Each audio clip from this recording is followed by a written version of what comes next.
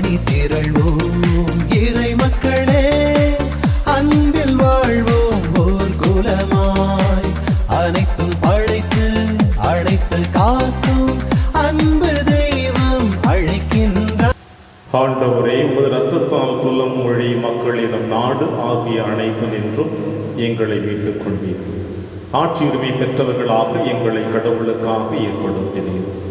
தந்தை, மகன், தூய ஆவியாரின் பெயராலே.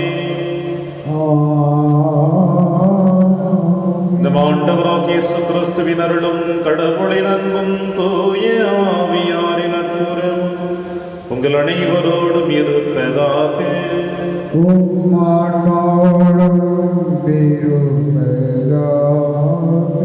கிறிஸ்து இயேசுவில் பிரியமான அன்புமிக்க சகோதர சகோதரிகளே, ஆண்டவர் இயேசு கிறிஸ்துவினுடைய பாடுகளை பற்றி சிந்திக்க மீண்டுமாய் இறைவன் நமக்கு கொடுத்திருக்கிற ஒரு புனிதமான நாள்.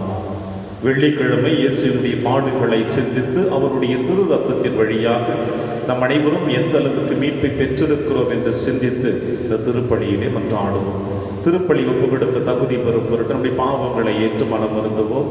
இறைவனின் மன்னிப்பை பெறுவோம். இல்லாமல்ல இறைவனிடமும் சகோதர சகோதரிகளே, உங்களிடமும் நான் பாவி என ஏற்றுக்கொள்கின்றேன். ஏனெனில் என் சிந்தனையாலும் சொல்லாலும் செயலாலும் கடமையில் தவறியதாலும் பாவங்கள் பல செய்தேன். என் பாவமே, என் பாவமே, என் பெரும் பாவமே. ஆகையால் இப்போதும் கன்னியான புனித மரியாவையும் வானதூதர் புனிதர் அனைவரையும், சகோதர சகோதரிகளே, உங்களையும் நம் இறைவனாகிய ஆண்டவரிடம் எனக்காக வேண்டிக் கொள்ள மன்றாடுகின்றேன். எல்லாம் வல்ல இறைவன் நம்மை திறக்க வைத்த பாவங்களை மன்னித்து நம்மை நிலை வாழ்விற்கு அழைத்து செல்வராக. ஆண்டவரே இரக்கமாயிரும். ஆண்டவரே இரக்கமாயிரும். கிறிஸ்துவே இரக்கமாயிரும். கிறிஸ்துவே இரக்கமாயிரும். ஆண்டவரே இரக்கமாயிரும். ஆண்டவரே இரக்கமாயிரும். மன்றாடுவோமாக.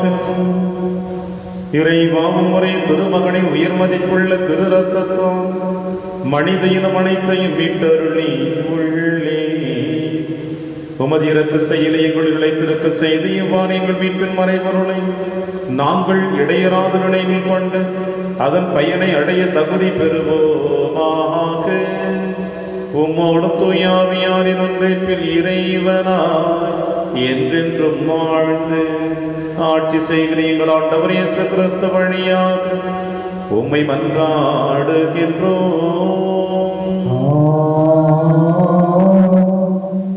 புதிய எருசலேம் என்னும் திருநகர் கடவுளிடமிருந்து விண்ணகத்தை விட்டு இறங்கி வர கண்டேன். திருத்தூதர் யோவான் எழுதிய திருவழிபாட்டிலிருந்து வாசகம். பிரிவு 20, உட்பிரிவு 1 முதல் 4 மற்றும் 11, பிரிவு 21, உட்பிரிவு 2 முடிய. வானதூதர் ஒருவர் விண்ணகத்திலிருந்து இறங்கி வர கண்டேன். படுகொழியின் திறவுகோலும் முரட்டு சங்கிலியும் அவர் கையில் இருந்தன. அலகை என்றும் சாத்தான் என்றும் அழைக்கப்பட்ட அரக்க பாம்பை அவர் பிடித்திருந்தார். அதுவே தொடக்கத்தில் இருந்த பாம்பு. வானதூதர் 1000 ஆண்டுகளுக்கு அதை கட்டி வைத்தார். பின்னர் அதை படுகொழியில் தள்ளி குழியை அடைத்து முத்திரையிட்டார். இவ்வாறு அந்த 1000 ஆண்டுகள் முடியும் வரை நாடுகளை அது ஏமாற்றாதவாறு செய்தார். இதன் பின் சிறிது காலத்திற்கு அது கட்டவிழ்த்து விடப்பட வேண்டும். பின்பு நான் அரியணைகளை கண்டேன். தீர்ப்பளிக்கும் அதிகாரம் பெற்றிருந்த சிலர் அவற்றின் மீது வீற்றிருந்தனர். கடவுளின் வாக்கை அறிவித்து இயேசுவுக்கு சான்று பகர்ந்ததற்காக தலை கொடுத்தவர்களின் ஆன்மாக்களையும் கண்டேன். அவர்கள் அந்த விலங்கையோ அதன் சிலையையோ வணங்கியதில்லை. அதற்குரிய குறியை தங்கள் நெற்றியிலோ கையிலோ இட்டு கொண்டதும் இல்லை. அவர்கள் மீண்டும் உயிர் பெற்று 1000 ஆண்டுகள் கிறிஸ்துவோடு ஆட்சி புரிந்தார்கள்.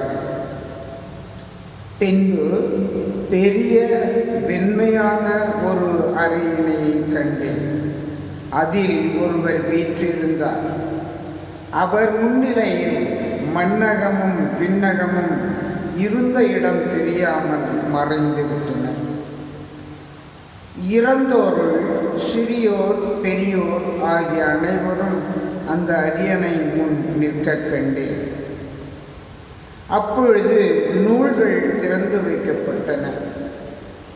வேறொரு நூலும் திறந்து வைக்கப்பட்டது. அது வாழ்வின் நூல். இறந்தோரின் செயல்கள் அந்நூல்களில் எழுதப்பட்டிருந்தன. அவற்றுக்கு ஏற்ப அவர்களுக்கு தீர்ப்பு வழங்கப்பட்டது. பின்னர் கடல் தன்னகத்தே இருந்த இறந்தோரை வெளியேற்றியது. அதுபோல சாவும் பாதாளமும் தம்மகத்தே இருந்த இறந்தோரை வெளியேற்றினார். அவர்கள் ஒவ்வொருவருக்கும் அவரவர் செயல்களுக்கு ஏற்ப தீர்ப்பு வழங்கப்பட்டது. சாவும் பாதாளமும் நெருப்பு ஏரியில் எரியப்பட்டன. இந்த நெருப்பு ஏரியே இரண்டாம் சாவு. வாழ்வின் நூலில் பெயர் எழுதப்படாதோ நெருப்பு ஏரியில் எரியப்பட்டார்கள். பின்பு நான் புதியதொரு விண்ணகத்தையும் புதியதொரு மண்ணகத்தையும் கண்டேன். முன்பு இருந்த விண்ணகமும் மண்ணகமும் மறைந்து விட்டன. கடலும் இல்லாமல் போயிற்று. அப்பொழுது புதிய எருசலேம் என்னும் திருநகர் கடவுளிடமிருந்து விண்ணகத்தை விட்டு இறங்கி வர கண்டேன். தன் மணமகனுக்காக தன்னையே அணி செய்து கொண்ட மணமகளைப் போல் அது ஆயத்தமாயிருந்தது. இது ஆண்டவர் வழங்கும் அருள்வாக்கு. இறைவனுக்கு நன்றி. பதிலுரை பாடல் பல்லவி. இதோ கடவுளின் உறைவிடம் மனிதர் நடுவே உள்ளது. இதோ கடவுளின் உறைவிடம் மனிதர் நடுவே உள்ளது. என் ஆன்மா ஆண்டவரின் கோயில் முற்றங்களுக்காக ஏங்கி தவிக்கின்றது. என் உள்ளமும் உடலும் என்றும் உள்ள இறைவனை மகிழ்ச்சியுடன் பாடுகின்றது. பல்லவி. இதோ கடவுளின் உறைவிடம் மனிதர் நடுவே உள்ளது. படைகளின் ஆண்டவரே, என் அரசரே, என் கடவுளே, உமது பீடங்களில் அடைக்கலான் குருவிக்கு வீடு கிடைத்துள்ளது. தங்கள் குஞ்சுகளை வைத்திருப்பதற்கு சிட்டுக்குருவிகளுக்கு கூடும் கிடைத்துள்ளது. பல்லவி. இதோ கடவுளின் உறைவிடம் மனிதர் நடுவே உள்ளது. உமது இல்லத்தில் தங்கியிருப்போர் நற்பேறு பெற்றோர். அவர்கள் எந்நாளும் உம்மை புகழ்ந்து கொண்டே இருப்பார்கள். உம்மிடமிருந்து வலிமை பெற்ற மானிடர் பேர் பெற்றோர். அவர்கள் நடந்து செல்கையில் மேலும் மேலும் வலிமை பெறுகின்றார்கள். பல்லவி. இதோ கடவுளின் உறைவிடம் மனிதர் நடுவே உள்ளது. அல்லேலூயா, அல்லேலூயா. நீங்கள் தலை நிமிர்ந்து நில்லுங்கள், ஏனெனில் உங்கள் மீட்பு நெருங்கி வருகின்றது. அல்லேலூயா. ஆண்டவர் உங்களோடு இருப்பாராக. எழுதிய பரிசுத்த நற்செய்தியிலிருந்து வாசகம். ஆண்டவரே, மாட்சி உமக்கே. இயேசு ஒரு உவமையை சொன்னார். அத்தி மரத்தையும் வேறு எந்த மரத்தையும் பாருங்கள். அவை தளிர் விடும் பொழுது அதை பார்க்கும் நீங்களே கோடைக்காலம் நெருங்கிவிட்டது என அறிந்து கொள்கிறீர்கள். அவ்வாறே இவை நிகழ்வதை காணும் பொழுது இறையாட்சி நெருங்கி வந்துவிட்டது என்பதை நீங்கள் அறிந்து கொள்ளுங்கள். அனைத்தும் நிகழும் வரை இத்தலைமுறை ஒழிந்து போகாது என நான் உறுதியாக உங்களுக்கு சொல்லுகிறேன். விண்ணும் மண்ணும் ஒழிந்து போகும், ஆனால் என் வார்த்தைகள் ஒழியவே மாட்டான். இது ஆண்டவர் வழங்கும் அருள்வாக்கு.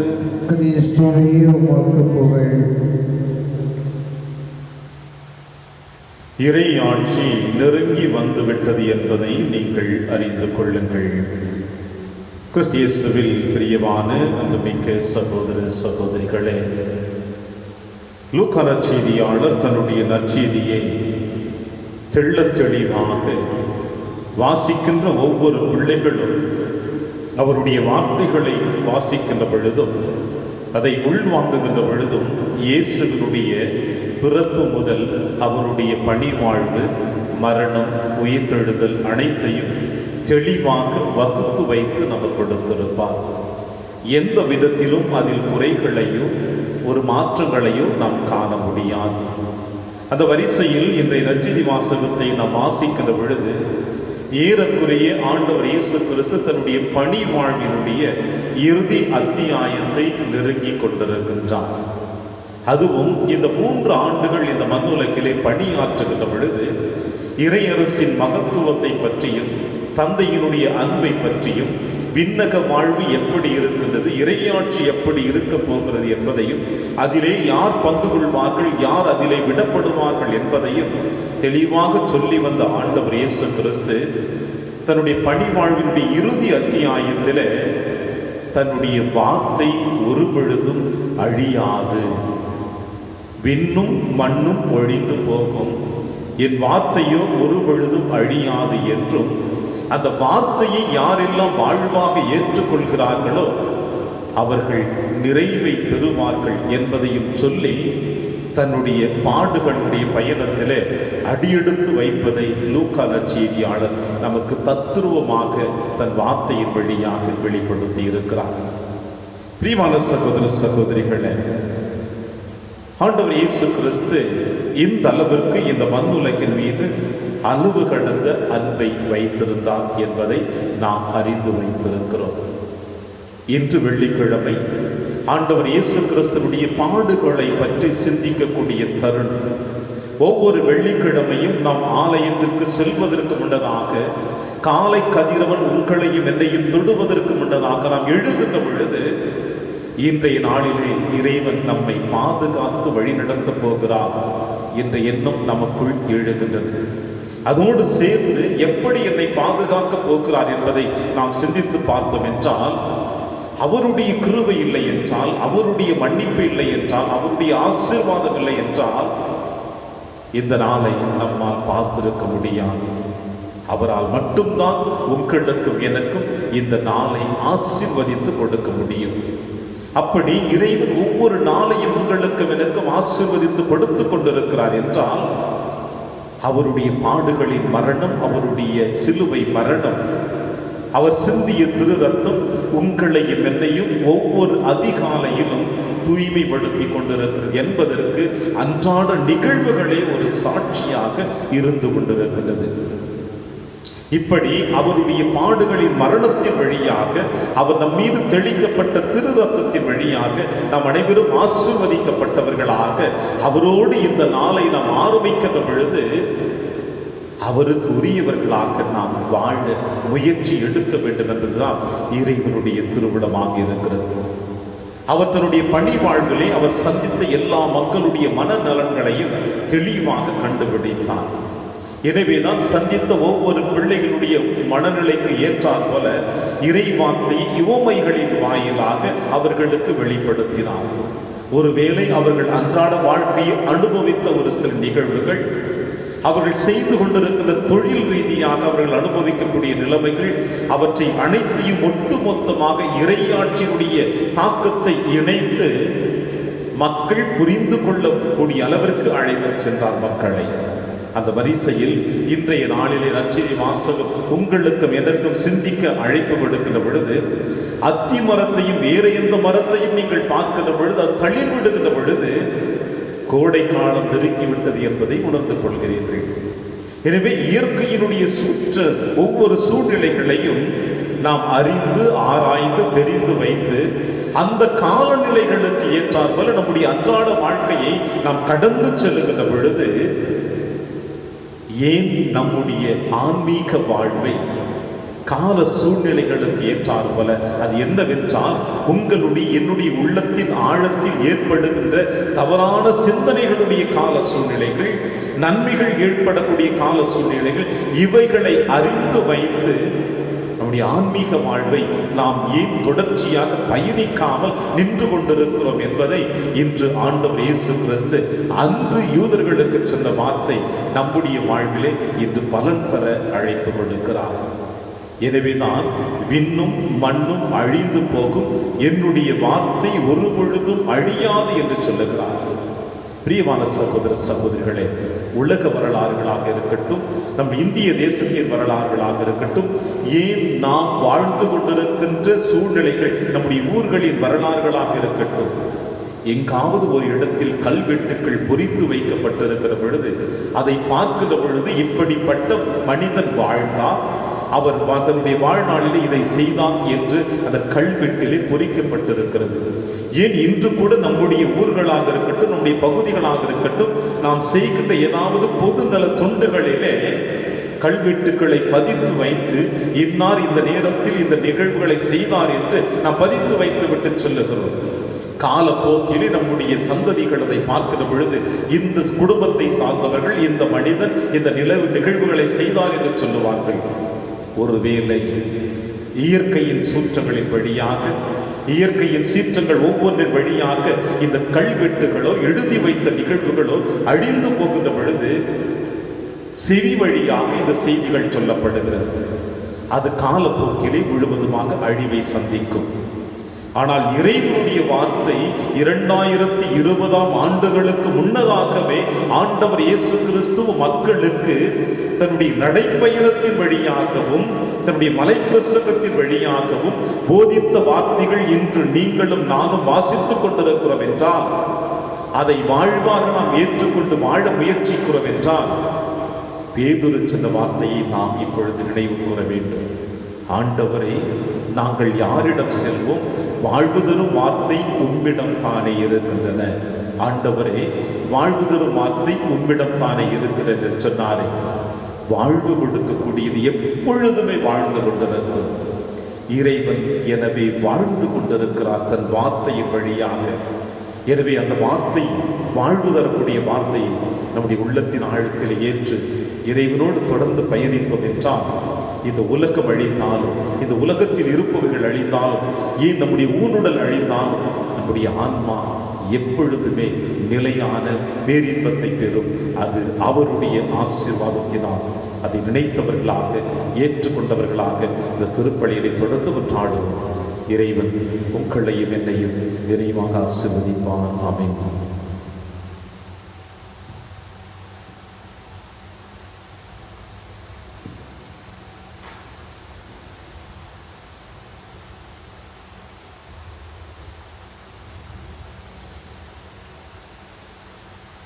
ஆண்டவரை அனைத்துள்ளரை வானில் வாழ்த்து பெறுவீராக. ஏனெனில் வல்லமையிலிருந்து நாங்கள் அப்பத்தை பெற்றுள்ளோம்.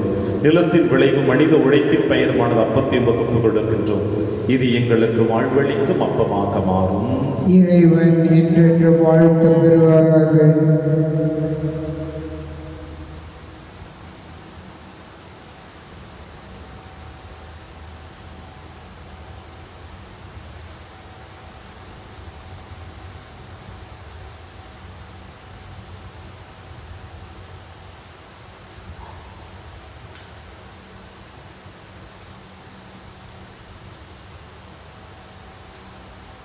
ஆண்டவரே, அனைத்துள்ளரை வானில் வாழ்த்து பெறுவீராக. ஏனெனில் வல்லமையிலிருந்து நாங்கள் ரசத்தை பெற்றுள்ளோம். திராட்சை செடியை மனித உழைப்பின் பெயருமான ரசத்தை வகுப்பு கொடுக்கின்றோம். இது எங்கள் ஆன்மீக பானமாக மாறும். இறைவன் என்றென்றும் வாழ்த்து பெறுவாராக.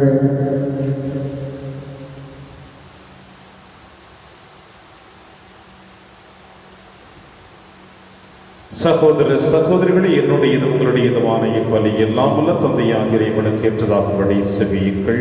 ஆண்டவர் தமது பெயரின் புகழ்ச்சிக்காகவும் ஆட்சிக்காகவும் நமது நன்மைக்காகவும் புனித திரு அவை அனைத்து நலனுக்காகவும் உமது கையில் இருந்து இப்பலியை ஏற்றுக்கொள்வாராக. ஆண்டவரே, மாண்புக்குரிய உமது திருமுன் எங்கள் காணிக்கைகளை படைத்துள்ளோம். புதிய உடன்படிக்கை நினைப்பாளராகிய இயேசுவிடம் நாங்கள் முறைகள் வழியாக வந்தடையவும், எம் மீது தெளிக்கப்பட்ட அவருடைய மீன்பளிக்கும் இரத்தத்தால் புதுப்பிக்க பெறவும் அருள்வீராக.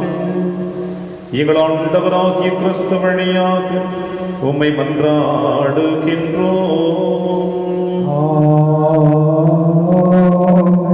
ஆண்டவர்களோடு இருப்பாராக. இதை எங்களை மேலே எழுப்புங்கள். இறைவனாகிய ஆண்டவருக்கு நன்றி கூறுவோம். அது தகுதியும் நீதியுமானது. ஆண்டவரை தூயவரான தந்தையை என்றும் உள்ள எல்லாம் வல்ல இறைவா, என்னாலும் எவ்விடத்திலும் நாங்கள் அவருக்கு நன்றி செலுத்துவது மெய்யாகவே தகுதியும் நீதியுமாகும் எங்கள் கடமையும் மீட்புக்குரிய செயலுமாகும். ஏனெனில் உம் திருமகனின் மீட்பளிக்கும் பாடுகளினால் உலகம் அனைத்தும் நல்லுணர்வு பெறுகிறது. உமது மாண்பை அறிக்கையிடுகிறது. சிலுவையில் வியத்து வலிமையினால் உலகத்தின் மீது தீர்ப்பும் சிலுவையில் அறையுண்டவரின் அதிகாரமும் விளங்குகின்றன. ஆகவே ஆண்டவரே, வானக தூதர் புனிதர் அனைவரோடும் நாங்கள் சேர்ந்து உம்மை அறிக்கையிட்டு அக்களிப்புடன் சொல்லுவதாவது: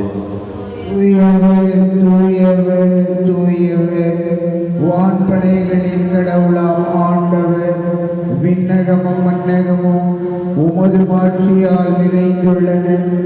உன்னதங்களிலே ஓசன்னா. ஆண்டவர் பேரால் வருகிறவர் ஆசி பெற்றவர். உன்னதங்களிலே ஓசன்னா. ஆண்டவரே, நீர் மெய்யாகவே தூயவர், தூய்மை அனைத்திற்கும் ஒன்றாகவே உம்முடைய ஆவியை பொழிந்திய காணிக்கைகளை தூய்மைப்படுத்த உம்மை வேண்டுகிறோம். இவ்வாறு எங்கள் ஆண்டவர் இயேசு கிறிஸ்துவின் உடலும் இரத்தமுமாக எங்களுக்கு இவை மாறுவனமாக.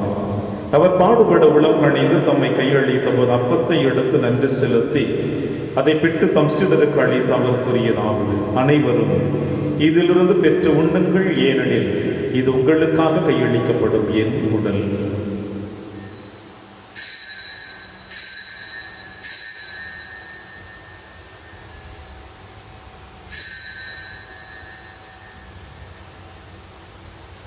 அவன் நம்மை இரவு விருதை அருந்திய பின் கிண்ணத்தையும் எடுத்து மீண்டும் நன்றி கூறி தம் சீடர்களுக்கு அழைத்து அவர் கூறியதாவது: அனைவரும் இதிலிருந்து பெற்று பருகுங்கள், ஏனெனில் இது புதிய நிலையான உடன்படிக்கைக்குரிய என் இரத்தத்தின் கிண்ணம். இது பாவ மன்னிப்புக்கென்று உங்களுக்காகவும் பலருக்காகவும் சிந்தப்படும். இதை நினைவாக செய்யுங்கள்.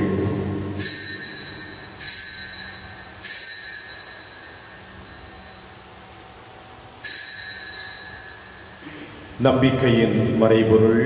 ஆண்டவரே, நீர் வருமளவும் உமது இறப்பினை அறிக்கையிடுகின்றோம், உமது உயிர்ப்பினையும் எடுத்துரைக்கின்றோம். ஆகவே ஆண்டவரே, நாங்கள் கிறிஸ்துவின் இறப்பினையும் மீட்பினையும் நினைவு கூர்ந்து வாழ்வு தரும் அப்பத்தையும் மீட்பளிக்கும் கிண்ணத்தையும் உமக்கு கொடுக்கின்றோம். உம் திருமண் என்பவருக்கு ஊழியம் புரிய தகுந்தவர்களினை எங்களை ஏற்றுக்கொண்டீர். எனவே உமக்கு நன்றி செலுத்துகின்றோம். மேலும் கிறிஸ்துவின் உடலிலும் இரத்தத்திலும் பங்கு கொள்ளும் எங்களை தூய ஆவியால் ஒன்று சேர்க்க வேண்டும் என உம்மை தாழ்மையுடன் மன்றாடுகின்றோம். ஆண்டவரே, உலகெங்கும் பரவி இறக்கும் திரு அவை நினைவு கூர்ந்தருளும் எங்கள் திருத்தந்தை பிரான்சிஸ், எங்கள் ஆயர் ஆண்டனி சுவாமி, எல்லா திரு நிலையில் ஆக்கியவரோடும் திரு அவை அன்பில் நிறைவு பெற செய்தருளும். மேலும் உயிர்த்தொழும் எதிர்ப்புடன் துயர் கொள்ளும் எங்கள் சகோதர சகோதரிகளையும் இறந்தோர் அனைவரையும் இரக்கத்துடன் நினைவு கூர்ந்து திருமுக வழியில் ஏற்றருளும். எங்கள் அனைவர் மீதும் இரக்கமாயிரும். கடவுளின் கன்னித்தாயான புனித மரியா, அவருடைய கணவரான புனித யோசேப்பு, புனித திருத்தூதர்கள், புனித பிரான்சிஸ் சேவியர், புனித கஸ்பார் மற்றும் இவ்வுலகில் மகோதவராய் இருந்த புனிதர் அனைவருடன் நாங்கள் நினைவாழ்வில் பங்கு கொள்ளும் தகுதி பெற்று உம் திருமகன் இயேசு கிறிஸ்து வழியாக உம்மை புகழ்ந்தேத்தும் மரபொருள உம்மை மன்றாடுகின்றோம். இவர் வழியாக இவரோடு இவரில் எல்லாம் அல்ல இறைவராகிய தந்தையே, தூய ஆவியாரின் ஒன்றைப்பில் எல்லா புகழும் ஆட்சியும் என்றென்றும் உமக்கு உரியதே.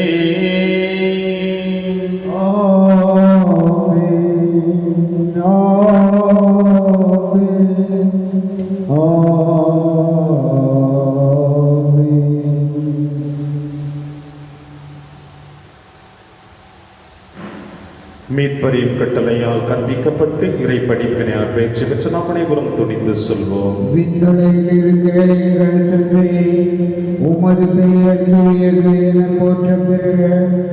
உமது ஆட்சி வருக. உமது திருவிழம் விண்ணுலகில் நிறைவேறுவது போல மண்ணுலகிலும் நிறைவேறுக.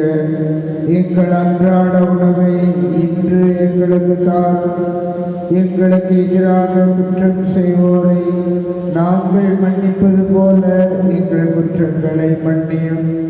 எங்களை சோதனைக்கு உட்படுத்தாதேயும், தீமையிலிருந்து எங்களை விடுவித்தருளும். ஆண்டவரே, தீமை அனைத்திலுமிருந்து எங்களை விடுவித்து எங்கள் வாழ்நாளில் அமைதியை கனிவுடன் அருளும் இவன்றாடுகிறோம். உமது இரக்கத்தினுதவியால் நாங்கள் பாவத்திலிருந்து எப்பொழுது விடுதலை பெற்று யாதொரு கலக்கமும் இன்றி நலமாய் இருப்போமாக. நாங்கள் எதிர்நோக்கி இருக்கும் பேரின்பத்திற்காகவும் மீட்பராகிய இயேசு கிறிஸ்து வருகைக்காகவும் காத்திருக்கின்றோம். ஏனெனில் ஆட்சியும் வல்லமையும் ஆட்சியும் என்றென்றும் உமதே. ஆண்டவரே இயேசு கிறிஸ்துவே, அமைதியை உங்களுக்கு விட்டுச் செல்கிறேன், அமைதியை உங்களுக்கு அளிக்கிறேன் என்று உம் திருத்துதர்களுக்கு வழிந்தீரேன். எங்கள் பாவங்களை பாராமல் திரு அவையின் நம்பிக்கையை கண்ணோக்கி உமது திருவுளத்திற்கு ஏற்பதற்கு அமைதியை முற்றும் அளித்தொள்வீராக. என்று வாழ்ந்து ஆட்சி செய்கின்றவர் நீரே.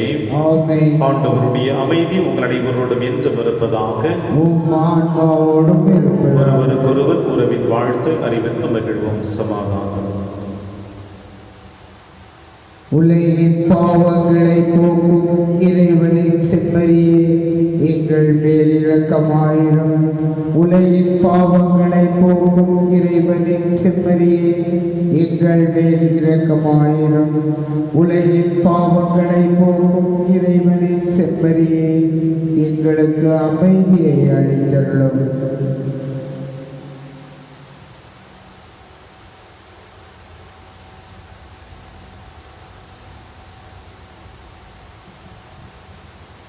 இதோ இறைவனின் செம்மறி, இவரே நம் அனைவரின் பாவங்களையும் போக்குகின்றவர். செம்மறியின் விருந்திற்கு அழைக்கப்பெற்ற நம் அனைவரும் பெறுகின்றோம். ஆண்டவரே, நீர் என் இல்லத்தில் எழுந்தருள நான் தகுதியற்றவன். ஆனால் ஒரு வார்த்தை மட்டும் சொல்லியருளும், எனது ஆன்மா நலம் அடையும். கிறிஸ்துவின் திருவுடலும் திரு ரத்தத்தை காத்து நமக்கு நிலையான வாழ்வளிப்பதாக.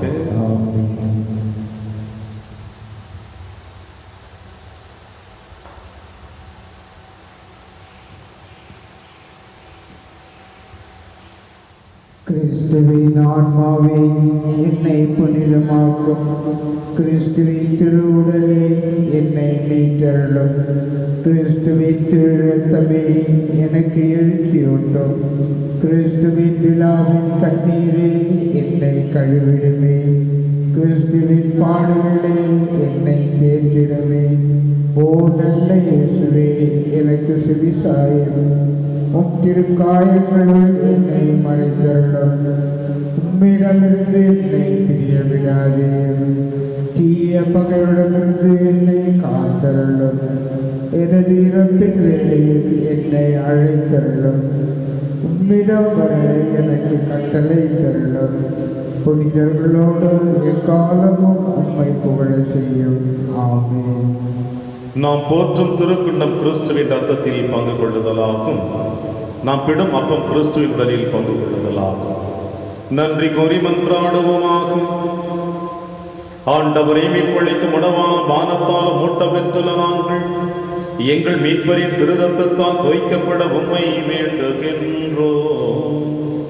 அது எங்களுக்கு நிலைவாழ் அளிக்க பெருக்கெடுக்கும் நீரூற்றா என்றும் இருப்பதாக.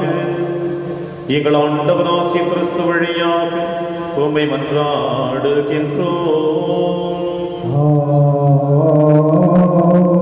ஆண்டவர் உங்களோடு இருப்பாராக.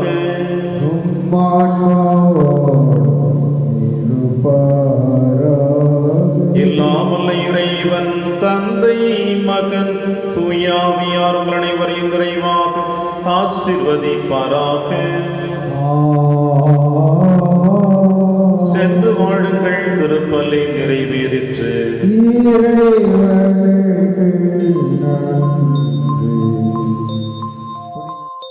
இயேசுவின் இருதயமே என்றும் இறங்கிடும் அருள்மயமே, உந்தன் ஆசியும் அருளும் சேர்ந்து வந்தால் எங்கள் ஆனந்தம் நிலை பெறுமே.